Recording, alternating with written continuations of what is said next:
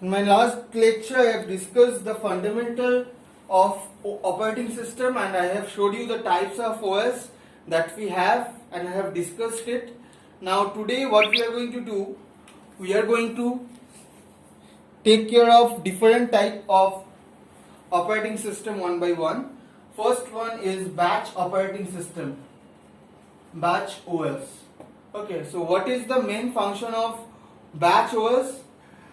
It clumps up the jobs of similar type and are batched together and are treated as batch. What do I mean? Say for user 1, user 2 and user 3 is giving job 1, say J2 and J3, they are giving different job and there is a operator which is nothing but the OS which clumps up the similar types. Say for example job 1 or job 2 are addition purpose and job 3 is for subtraction purpose.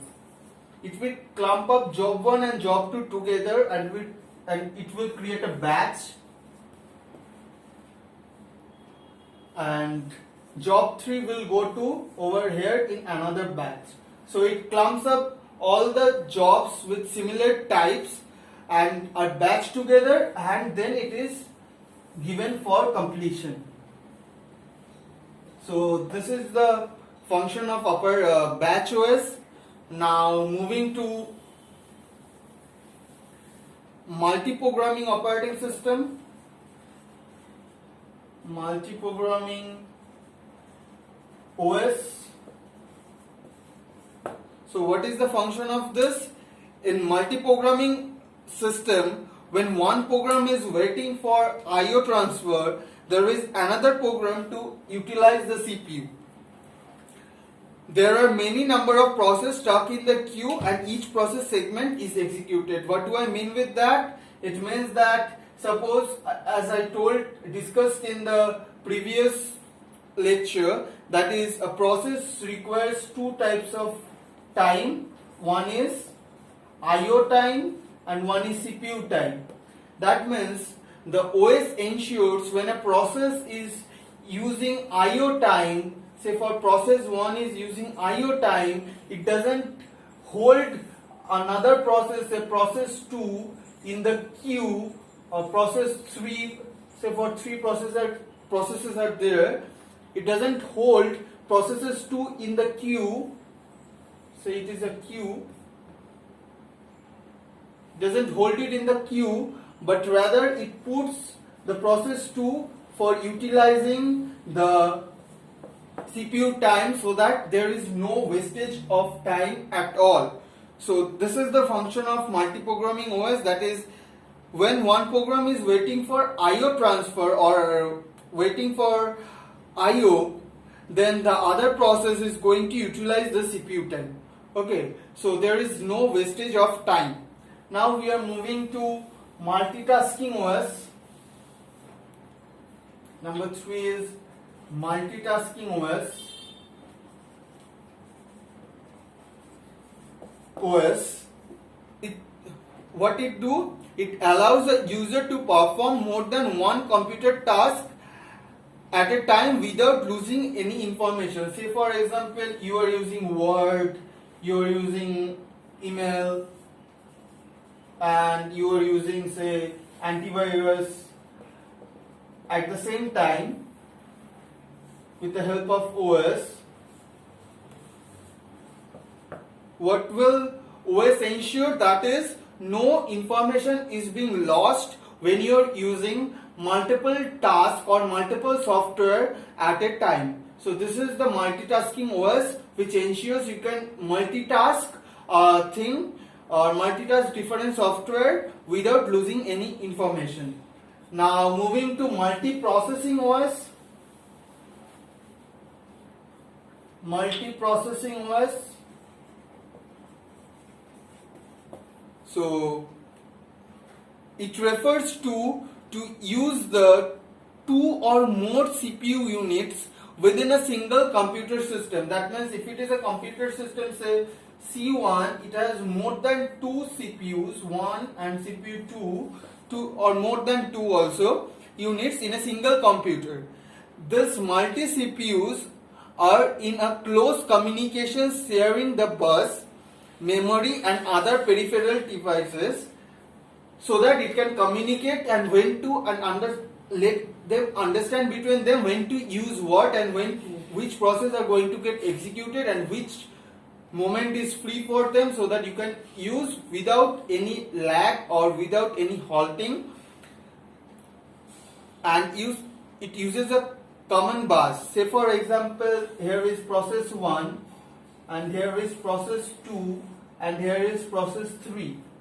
Okay, so it uses a common bus within them to communicate within each other to which to execute first, which to do first, and here the memory is attached with it and the IO devices are also attached with it, so that the bus can communicate. Say for example, process 1 is using the memory time, that is the CPU time.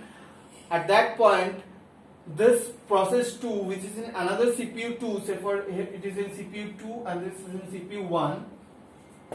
So process 2 wants to use the IO time, so the bus will communicate within CPU 1 and CPU 2 that I require this IO time, are you using it? If the bus requests a no, then it will use the IO time, and the IO time will be used by process P2, and P1 is using the memory time. So there is no gap or no lag within the system, it goes on simultaneously. Okay, so this is as far as multi-processing OS goes. And the fourth part is real-time OS. I have already discussed the real-time OS. So what it do? It intends to serve real-time application that process data as it comes without buffer delay.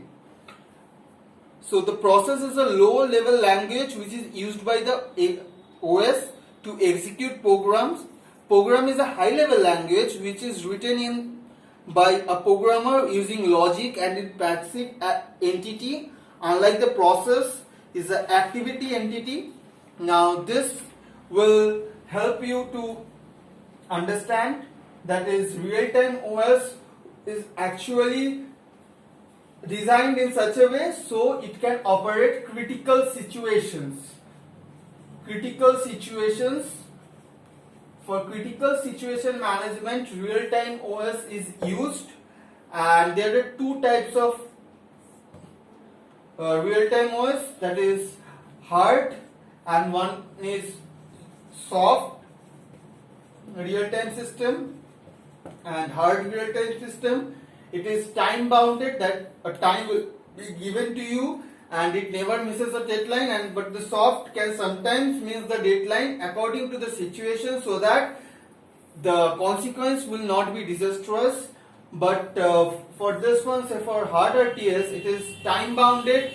Like for example, flight controlling system, if you want to go down and the flight doesn't do it at the right moment when the pilot is willing to, then it might lead to plane crash.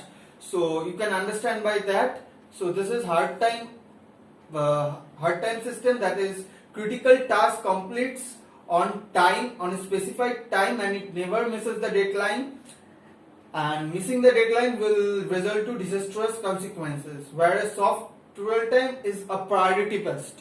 Okay, so these are the type of OS that you need to know, and thank you for watching my video.